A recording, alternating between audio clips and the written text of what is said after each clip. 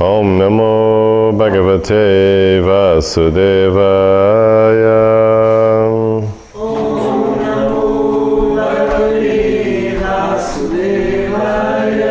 Om Namo Bhagavate Vasudevaya. Om Namo Bhagavate Vasudevaya. Om Namo Bhagavate Vasudevaya. Om Namo Bhagavate Vasudevaya. Srila Prabhupada ki jai, Srimad Bhagavatam ki jai. Namo Vishnu Padaya Buddha Simati Hridananda Das Goswami Dinamine. Namaste Prabhupada Prabhupada Siddhantanas. Hare Krishna. Então, nós estamos lendo do Srimad Bhagavatam, com tradução e comentários pelos seguidores de Sua Divina Graça, A.C. Bhaktivedanta Swami Srila Prabhupada.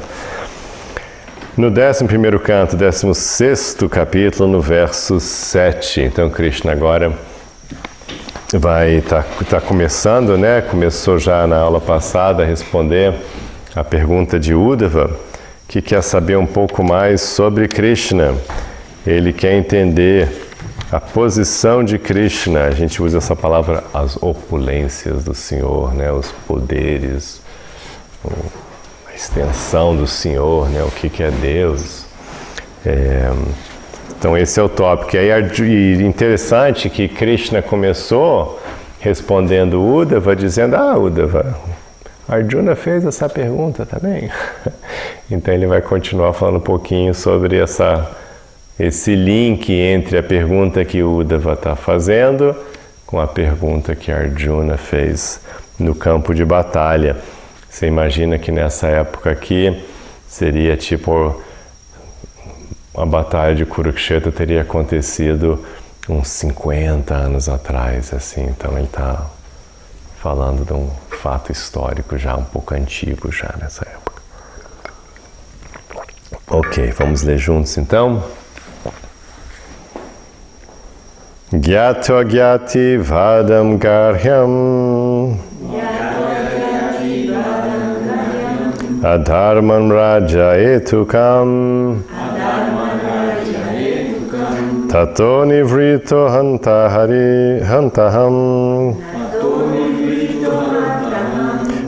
hatoyam iti lokikam Gyatva gyati vadam garhyam adharvam raja hetukam tato nivritu hantaham hatoyam iti lokikam.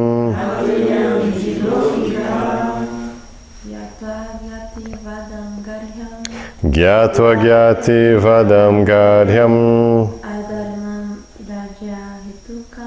adharmam raja hetukam tato nivritu hantaham hatoyamiti lokikam.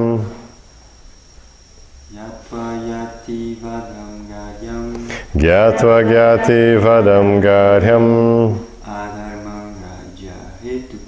adharmam raja hetukam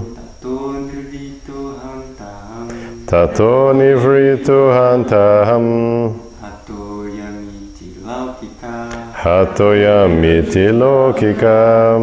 Gyatva, estando consciente, gyati, de seus parentes, vadam, a matança, garhyam, abominável, adharmam, contra o dharma, raja, para adquirir um reino, hetukam, tendo como motivo, tata, desta atividade, nivritam, retirado, hanta, o matador, aham, eu sou, Hata, morto.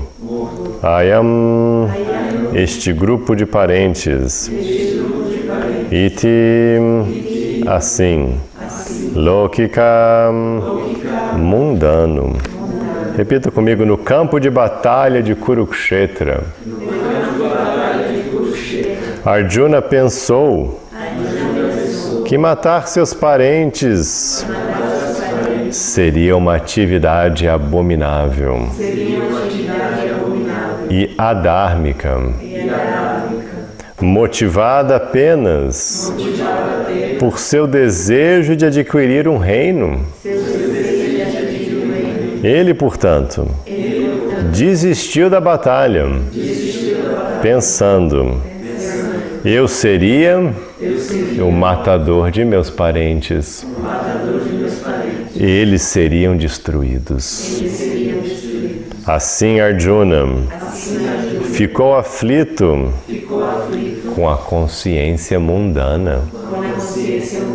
Vou repetir sozinho. No campo de batalha de Kurukshetra, Arjuna pensou que matar seus parentes seria uma atividade abominável e adármica, motivada apenas por seu desejo de adquirir um reino. Ele, portanto, desistiu da batalha, pensando: eu seria o matador de meus parentes, eles seriam destruídos.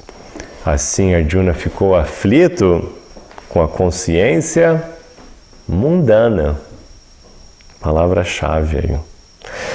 Vou ler o significado que é pequenininho. Nesta passagem, o Sr. Krishna explica a Uddhava as circunstâncias em que Sri Arjuna apresentou suas questões.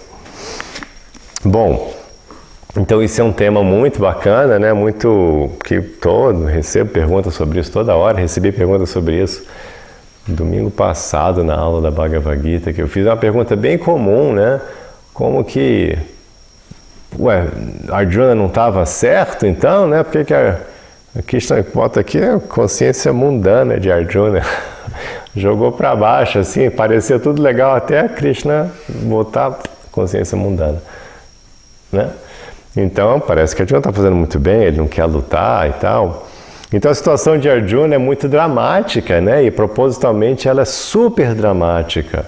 É uma posição horrível, porque ele foi colocado, a obrigação dármica dele era assim a mais extrema e incômoda possível. Assim, pelo menos eu não consigo imaginar uma situação mais incômoda e difícil, um desafio dármico maior do que esse que Arjuna teve que encarar, pelo menos, né? Não consigo pensar assim numa escala maior. Então foi um desafio terrível, porque o Dharma exige que você haja indiferente de qualquer outra consideração. O que é certo, o que é errado. Não é? Se você tem que fazer, tem que fazer. Ah, vai ser legal, não vai ser bom, vai ser ruim, o que as pessoas vão achar? Isso não interessa, não importa.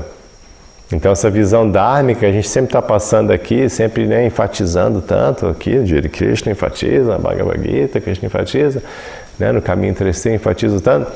Questão dármica, você tem que saber o que você tem que fazer e você tem que fazer o que é correto. E qualquer outra consideração é secundária. Né? A opinião dos outros, se é como, se é legal, se não é legal, não interessa. Então a posição de Arjuna era terrível. Por quê? Porque ele realmente estava na posição de ter que defender a Constituição. A família dele, ele e o irmão dele, Yudhishthira, o irmão mais velho dele, era o governante correto, dármico. O governo era deles, era a herança deles. Eles eram, não só pelo simples fato das leis, né, da tradição milenar que existia, né, de primogênito, enfim, do reino ir passando para o primeiro filho, aquela coisa que acontecia no mundo inteiro e acontecia com eles há milhares de anos. Nesse, né, estava lá, a regra era simples, Pandu era o rei, porque Dhritarashtra, o irmão mais velho de Pandu, não podia ser rei, porque ele nasceu cego, então passa a bola para Pandu. Então Pandu era o rei, todo mundo aceitava isso, todo mundo sabia disso. E aí os filhos de Pandu, então, necessariamente, eles também, então, recebem, né? Vai seguindo, né? A linha real vai descendo. Então, filhos de Pandu, primeiro filho de Pandu, Yudhishthira. Então, Yudhishthira, Pandu morreu. Então, cabia Yudhishthira o reino. Simples, esse era o correto. E além de ser a lei, eles eram pessoas super do bem. Os Pandavas eram sobre-humanos, literalmente. Eles não tinham nem DNA humano, eles eram divinos, eles eram seres especiais, avataras. Mas eles tinham DNA até misturado com DNA de Deus, então eles eram pessoas incríveis, assim, do ponto de vista de DNA, de qualidades morais. Yudhishthira era a perfeição do Dharma. Ele era filho de Dharma. O pai de Yudhishthira era o próprio Dharmaraja, a personificação do Dharma, ou seja, a deidade do cosmos que administra, como se fosse o presidente do Supremo Cósmico, assim, entendeu? Ele era o cara. Ele era assim, ó, no universo inteiro, vem cá, o que é o Dharma? Era o pai de Yudhishthira que isso aqui é o Dharma. Então, era a personificação do Dharma. E Yudhishthira nasceu com toda essa onda super correta. Yudhishthira era também o próprio Dharma personificado. Ele era, né, tal pai, tal filho. Yudhishthira viveu a vida inteira assim, absolutamente guiado unicamente pelo Dharma. E claro, devoção a Krishna, mas Dharma, toda a vida dele, todo certinho. O cara mais correto e perfeitinho e certinho que você pode imaginar. Nada de egoísmo, nada de errado, moralidade perfeita. Imagina que legal você ter um líder do governo assim, né? Mas você sabe, é normal isso, acontece aqui direto, né? Vocês estão acostumados com líderes assim, né? Seria muito... Mas imagina, né? Então, assim, realmente... E aí o que acontece? Duryodhana, que era do mal mesmo, ele realmente não era ele não era humano, o DNA dele, mas era DNA assúrico.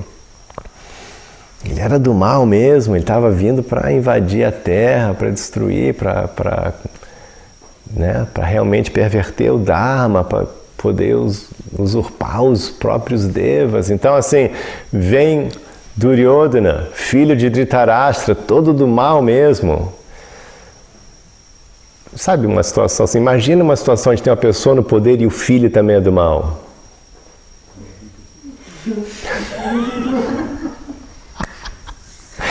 E todos os filhos são um pouco do mal, assim, sabe?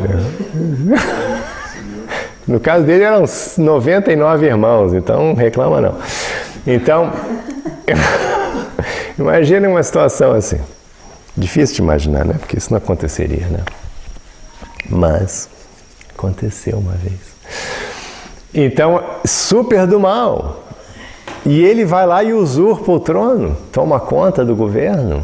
Ele tira a força por enganação, pela mentira. Ele é um golpe de Estado. Tão parecido, né? A gente está morando. O que está acontecendo, né? Enfim, aí tem um golpe de Estado. E, né, então eles são tirados. E Arjuna tem essa posição dramática de ter que... Né, passaram décadas negociando, aceitando qualquer coisa, diplomacia, todas as negociações possíveis, com a ajuda de Krishna mesmo. Não foi tipo assim, vamos para a guerra então. Não, isso é uma vida inteira de negociações, literalmente assim. Porque Duryodhana começa a aprontar com os Pandavas, eles são adolescentes ainda. E quando chega a batalha de Kurukshetra, Arjuna já tem uns 60 anos de idade. Então é assim, 40 e tantos anos de negociação, não é uma coisa assim, impensada, não, logo não. Poxa, vamos lá, vai aí, o que a gente pode fazer? Chega ao ponto dos Pandavas, fala, vem cá, dá uma terrinha pra gente, né? É isso que a gente faz, a gente administra terras.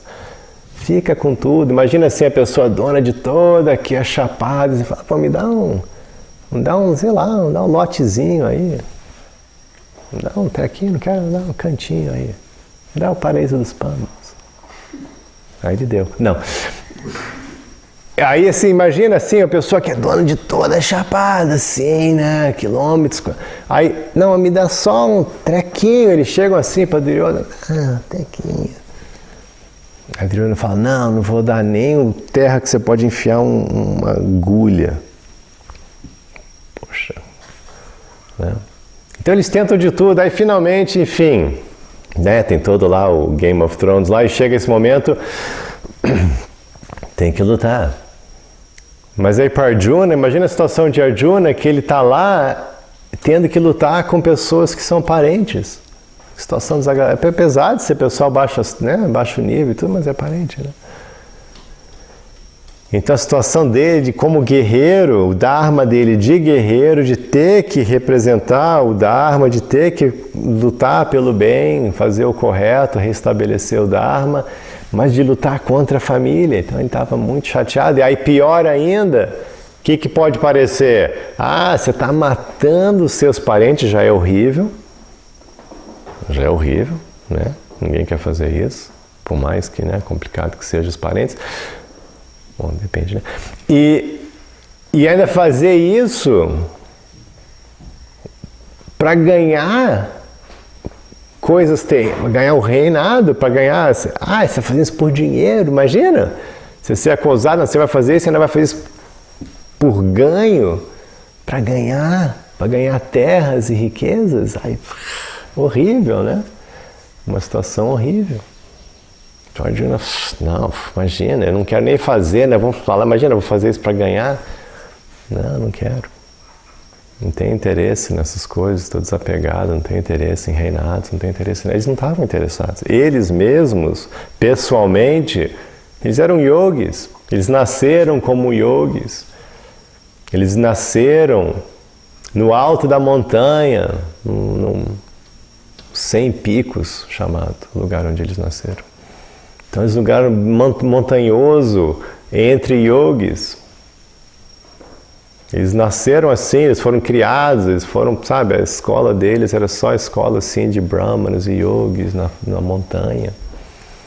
E eles eram almas elevadas, são avatares, então eles não tinham interesse em nada, eles estavam completamente desapegados, eles assim, por eles mesmos, tranquilamente viviam numa cabaninha na montanha, sem nenhum problema.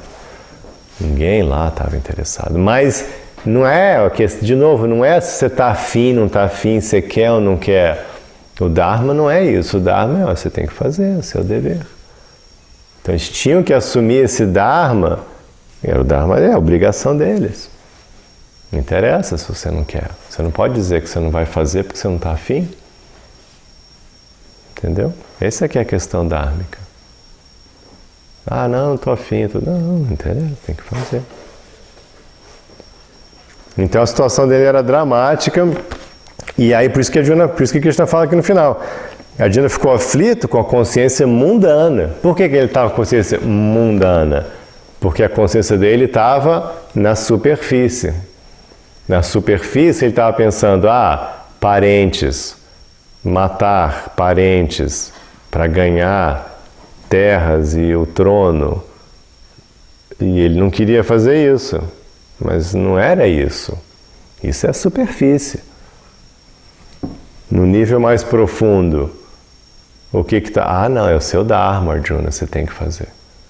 Entendeu? Então ele estava na superfície, estava com consciência mundana, e por isso que ele estava aflito e sofrendo. Sempre que a gente fica na superfície, a gente vai sofrer de um jeito ou de outro. Arjuna estava sofrendo porque ele era bonzinho. A gente pode sofrer porque a gente não é tão bonzinho ou porque a gente é bonzinho, mas se você ficar na superfície, você vai sofrer. Você tem que aprofundar a consciência. Não, você tem que fazer porque é seu Dharma. E aí, e não só é meu Dharma, mas é necessário eu cumprir meu Dharma, até porque, como a minha espiritualidade é baseada no Dharma, se eu não cumprir meu Dharma, eu nem sequer estou trilhando a minha espiritualidade. Entendeu? Então, isso é um nível mais profundo ainda. Então, Dharma, como eu falo sempre, Dharma e Bhakti. Então, tinha que primeiro, aí você saiu da superfície, não é mais consciência mundana, consciência dhármica vai além da superfície. E aí, depois, com isso, vivendo o Dharma, você pode realmente transcender a matéria. E engajar Bhakti. Então, tá. Verso 8, repita comigo. Naquela ocasião, iluminei Arjuna, o tigre entre os homens, com argumentos lógicos, e assim na frente de batalha, Arjuna se dirigiu a mim, com questões semelhantes às que estás apresentando agora. Naquela ocasião, iluminei Arjuna, o tigre entre os homens, com argumentos lógicos, e assim na frente de batalha, Arjuna se dirigiu a mim, com questões semelhantes às que estás apresentando agora. E para a cultura popular, esse nome de Arjuna é Purusha Vyagra. Então, Vyagra é do sânscrito tigre. Então. Verso 9. Repita comigo. Meu querido Uddhava. Agora ele começa a responder. Sou a super-alma de todas as entidades vivas. E, portanto, sou naturalmente seu bem-querente e controlador supremo, sendo criador, mantenedor e aniquilador de todas as entidades vivas, não sou diferente delas. Vou repetir. Meu querido Uddhava, sou a super-alma de todas as entidades vivas. E, portanto, sou naturalmente seu bem-querente e controlador supremo, sendo criador, mantenedor e aniquilador de todas as entidades vivas, não sou diferente delas. Então, Krishna fala, Aham Atma, eu sou a alma, né? Aqui traduzido como super-alma, a alma além das almas. Eu sou a alma das almas, a super-alma de todas as entidades vivas, todos os bhutanis. Aqui a palavra bhutani especificamente não é almas no sentido espiritual, mas aqui no mundo de todos aqueles que nasceram. Ou seja, a gente está falando das almas encarnadas. Então ele está falando, olha, eu sou a alma, estou dentro de todos os seres encarnados. É a mesma coisa que, de novo, o Krishna está falando, que ele já falou para Arjuna. Mesma coisa que ele fala para Arjuna, né? Todo o capítulo 13, por exemplo, da Bhagavad Gita é dedicada a Krishna falar que ele é a super-alma. E lá ele explica bem cuidadosamente, ó, tem a alma e aí tem eu. Aí, né, todo o capítulo 13, para você entender essa diferença, ele fala assim das duas, né, as duas presenças no corpo. Né, ele usa a expressão conhecedor do campo. Os dois que conhecem o campo de atividades. Ele usa essa expressão na Bhagavad Gita. O campo de atividades, dois conhecedores. O conhecedor individual, a alma individual, cada um de nós, e um outro, diz ele, que conhece todos os campos. Ou seja, eu conheço o meu, mas eu não conheço o seu. Eu não estou aí dentro. Eu estou aqui. Mas aí tem outra presença em mim, que é a presença de Deus, super-alma, Paramatma. E esse está presente em todos, então ele conhece tudo sobre você, tudo sobre eu, tudo sobre todo mundo. Tá? Então ele está falando isso. Aí ele fala assim, Surit, ele usa essa mesma expressão na Bhagavad Gita. Surit, su, bom, rit, coração, bem-querente, amigo. Eu sou amigo de todos, porque eu estou em todos, né? Então como é que ele não vai ser amigo de todos? Ele literalmente está lá do seu lado, com você, ele está dentro de todo mundo, né? Então, obviamente, que ele é amigo de todo mundo, senão ele não estaria do seu lado, né? Essa é a definição de amigo, né? Que está do seu lado. está com você sempre. Então, obviamente que Ele está com você, está do seu lado, porque Ele te ama, né? Deus te ama, está do seu lado. E é Surit, bem querente. Surit, Ishvara, o Senhor, essa palavra Ishvara, a mesma palavra de Deus que a gente encontra nos Yoga Sutras de Patanjali. Eu sou Ishvara, o Senhor, o controlador supremo. Ok? E aí por isso, aí dá, né? Aí eu tô lá, ele fala assim, graças a mim, né? Pelo meu poder, pela minha energia material, todo mundo aqui nasce, fica e morre. Então ele fala a mesma coisa na Bhagavad Gita também. Obviamente que Deus está, né, controlando, supervisionando, autorizando todo o processo da vida, né, do momento, né, do seu nascimento, sua manutenção e a morte. Deus está, né, participando de todo o processo, obviamente, né? Participando, autorizando, enfim, dando as bênçãos, enfim, está, né, fazendo a coisa acontecer. E por isso ele fala, eu estou lá com vocês, então imagina, estou com você, criou, né, as mães, né, estava lá com você, né, criei você, dá maior vínculo, né, porque sua mãe criou você, né, estava lá. Só que Deus ainda mais, Ele realmente, né, cria, mantém, está com você a cada instante, depois vai morrer com você, depois vai criar você, né? Morrer no sentido, né? Vai ver você perdendo aquele corpo físico, depois pegando outro corpo físico, e aí Ele ajuda na manutenção também, né? Você está vivo, graças a Deus, né? Sim, eu trabalhei, sim, tudo bem, mas, né? Mas como é que você está vivo, né? Sol, chuva, comida, tudo, Deus te deu. Então Ele está te mantendo, Ele está mantendo todo mundo vivo, né? Se Ele quiser, todo mundo sem Ele, todo mundo morre, né? Coisas óbvias, né? A gente sabe disso, né? Então sem Deus você morre. Então está com você, fica com você, quando você morre também com você, e depois você aparece de novo com você. Então imagina o vínculo, esse tipo de informação, de novo, agora a gente pode fazer o link, né? Por que a gente está falando sobre isso? Porque esse tipo de conhecimento, esse é um conhecimento, é jnana. Esse tipo de jnana é dado nos textos para alimentar a bhakti.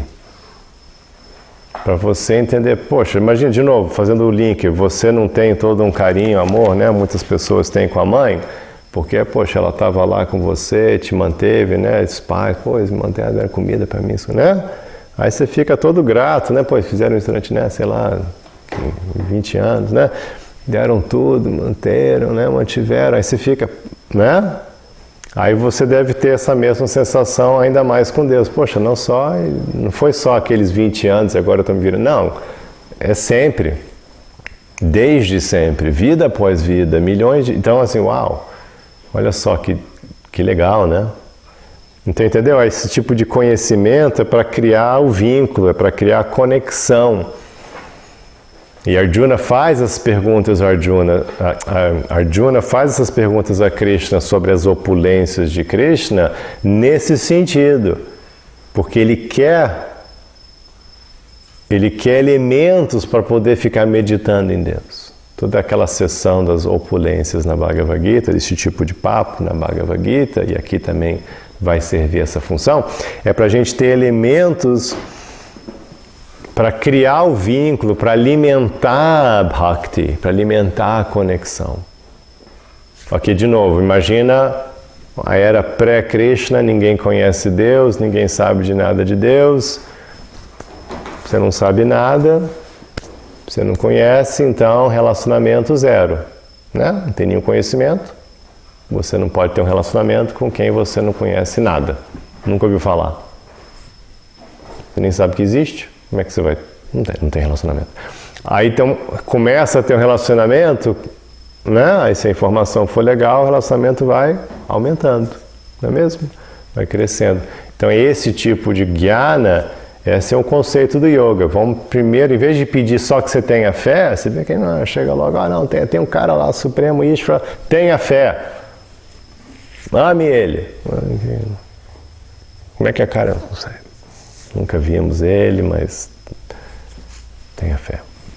Não, aqui no yoga a ideia é Não, peraí, deixa eu te falar um pouco como é que ele é, você vai conhecer, e aqui Krishna veio à Terra para fazer isso, né? Não, deixa eu te explicar um pouquinho como, né, a gente se conhece já, o que eu faço com você, como é que a gente se, né, qual o nosso vínculo. Aí você vai, uau. Imagina uma pessoa aparece na sua vida e começa a falar, não, vem cá, na verdade eu te conheço desde sempre. Você, pô, tô sempre com você. Lembra aquele negócio que alguém te ajudou naquela hora? Fui eu. E lembra que alguém pagou sua faculdade? Fui eu que paguei sua faculdade. Aí você fica assim, uau, né? Aí você do zero, você vai começar a falar, opa, caramba. Lembra aquela vez que você quase morreu, mas alguém te socorreu, levou ao hospital? Fui eu. Entendeu? E aquela casa que você ganhou, fui eu que te dei.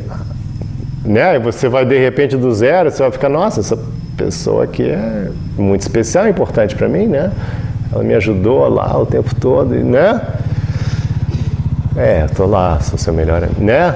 Então a ideia é essa, seu melhor amigo, estou sempre com você, estou sempre te ajudando. Só que aqui numa escala absoluta, né? Onde, não, tudo que você tem, fui eu que te dei. Imagina, não, tudo que você tem, fui eu que te dei.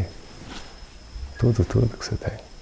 E eu estou sempre lá te ajudando, sempre tentando te ajudar. Lembra aquela coisa que eu via, aquele conselhozinho que era eu falando com você? Você, caramba, então essa pessoa está lá comigo sempre, estou com você sempre.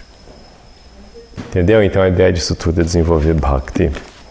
Significado: Srila Sridhar Swami salienta que a personalidade de Deus mantém com suas opulências uma relação ablativa e genitiva. Em outras palavras, o Senhor não é diferente de todas as entidades vivas, porque elas provêm dele e pertencem a ele. O Senhor deu a Arjuna uma explicação semelhante no 10º canto da Bhagavad Gita 10.20, começando com as mesmas palavras, Aham Atma.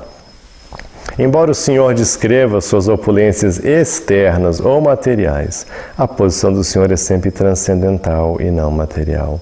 Assim como a alma vivente dentro do corpo dá vida ao corpo, do mesmo modo o Senhor, através de da sua potência suprema, dá vida a todas as opulências universais. Verso 10, repita comigo. Sou a meta última de todos aqueles que buscam progresso. E sou o tempo entre os que exercem controle. Sou o equilíbrio dos modos da natureza material. E sou a virtude natural entre os piedosos.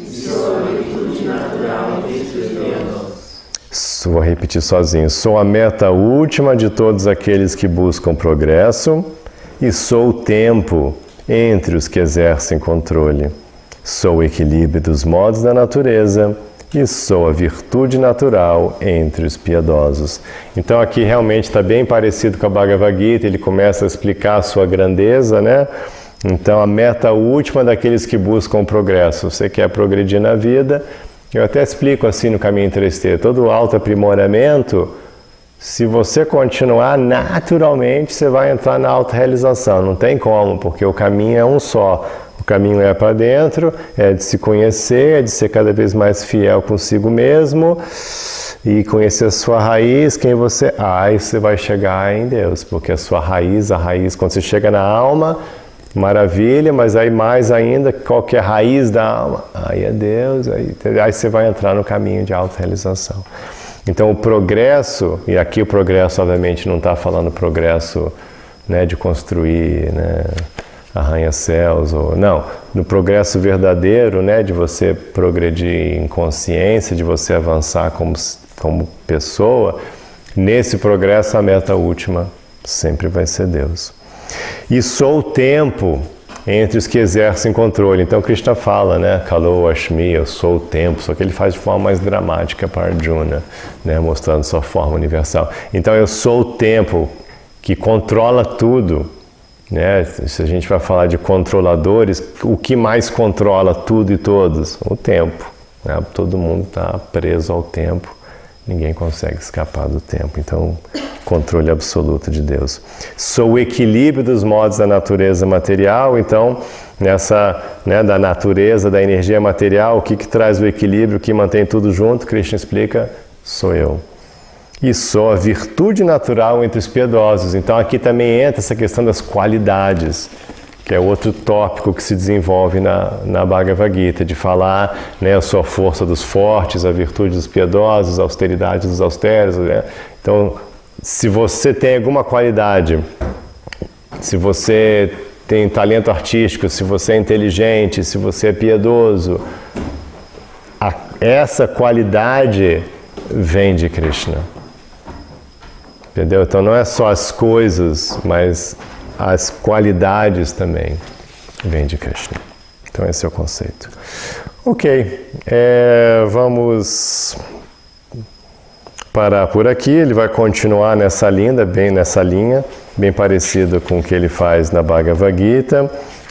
Vários versos assim, falando essas comparações. Eu sou esse modelo que ele usa, na Bhagavad Gita, de falar eu sou entre isso, eu sou aquilo, disso, eu sou aquilo, mostrando a posição suprema de Deus e também te dando exemplos do que é o melhor do melhor no mundo.